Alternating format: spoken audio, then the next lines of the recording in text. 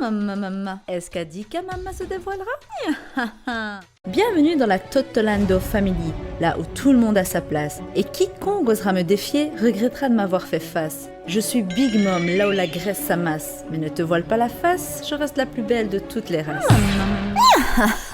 Mais c'est qu'on a atteint les 3K.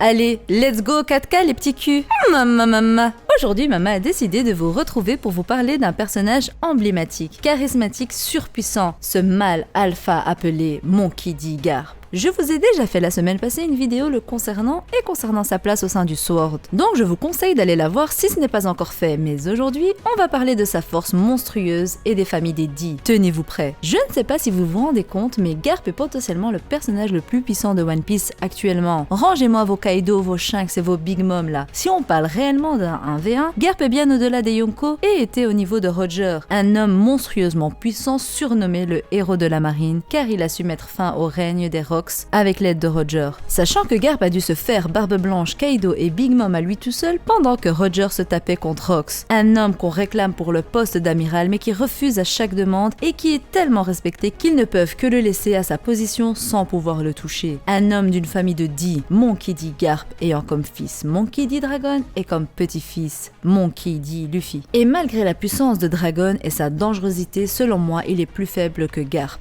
Écoutez, l'élève ne dépassera jamais le maître dans ce cas de figure. Et quand je parle de maître, ce n'est pas au sens figuré. Déjà, vous n'êtes pas sans savoir que Garp est le père de Dragon. Really? Mais selon moi, ça ne s'arrête pas là. Garp serait à l'initiative des révolutionnaires. Il serait celui qui a décidé de monter cette armée et de la confier à son fils, Monkey D. Dragon. On sait très bien que Garp n'a jamais été fan du gouvernement mondial et de la justice qu'ils inculquent. Et encore plus grâce au dernier chapitre, vu que Sengoku disait que c'était contre la morale de Garp de protéger les Tenryubito. Mais pourquoi un tel personnage resterait-il dans la marine sans rien faire? Après tout, Garp était le premier à être au courant que son fils Dragon était le chef de l'armée révolutionnaire. Et quand il l'annonce à Luffy, il n'a pas l'air si atteint que ça. Bien au contraire, il le prend très bien et en rigole même à la fin. Vous me direz que c'est peut-être car il s'y est habitué, mais je ne pense pas. Personnellement, je pense que cette famille, même s'ils ont tous pris des chemins différents, ils restent focalisés sur la même justice, à savoir la vraie justice. Après tout, que peut reprocher Garp à Dragon, si ce n'est de rendre le monde meilleur en s'opposant au gouvernement mondial? Garp faisant partie de la marine est certes sous les ordres du gouvernement, mais n'adhère pas à leur justice et leur méthode. De ce fait, ce serait plus logique que ce soit Garp qui ait mis Dragon à ce poste, lui faisant entièrement confiance et sachant qu'il n'aura besoin de rien gérer. Selon moi, les deux n'ont aucun échange entre eux car ils se font pleinement confiance, surtout qu'il y a des taupes et des oreilles partout. Garp de son côté doit rester dans la marine afin de faire bouger les choses de son côté également. Grâce au Sword, ainsi ces deux puissances secrètes se réunissent dans leurs objectifs communs qui est de destituer les gens du gouvernement mondial et donc Imusama. Roger et Garp étaient tellement proches que ça ne me choquerait pas que le seigneur des pirates lui ait tout dit de l'histoire du siècle oublié avant de mourir, lui confiant donc l'ultime tâche, que le monde connaisse l'histoire quand le moment arrivera, quand le down arrivera. Ce serait donc pour ça que Garp souhaitait que Luffy le rejoigne afin qu'ils puissent combattre le mal ensemble. Seulement ce dernier devient un pirate faisant sa propre route, mais il hérite bien de son père et de son grand-père en n'ayant aucune crainte à s'opposer au gouvernement mondial et au Tenryubito. La famille des Monkey D est une famille de monstres et le chapitre 957 aura pu nous illustrer la force phénoménale de Monkey D. Garp qui selon moi est le personnage le plus fort actuellement. Un personnage sans fruit du démon, du moins connu pour l'instant, qui aurait le haki le plus poussé de tout le manga, que ce soit au niveau du haki des rois, de l'observation ou encore de l'armement. Et d'ailleurs encore plus celui de l'armement faisant de lui l'homme à l'attaque la plus puissante et à la défense la plus impénétrable possible. C'est d'ailleurs pour ça qu'il aurait pu tuer Akainu à Marineford malgré la maîtrise d'Akainu concernant son fruit du démon.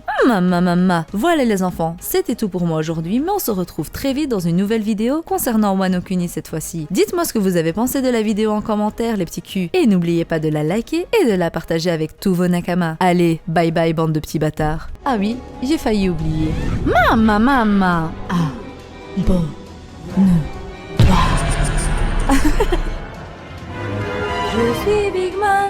Je suis Big Mom, je te bouffe ta race, même si tu t'abonnes, tu veux que je prenne du poids, abonne-toi, et le pouce bleu, pour mettre le feu.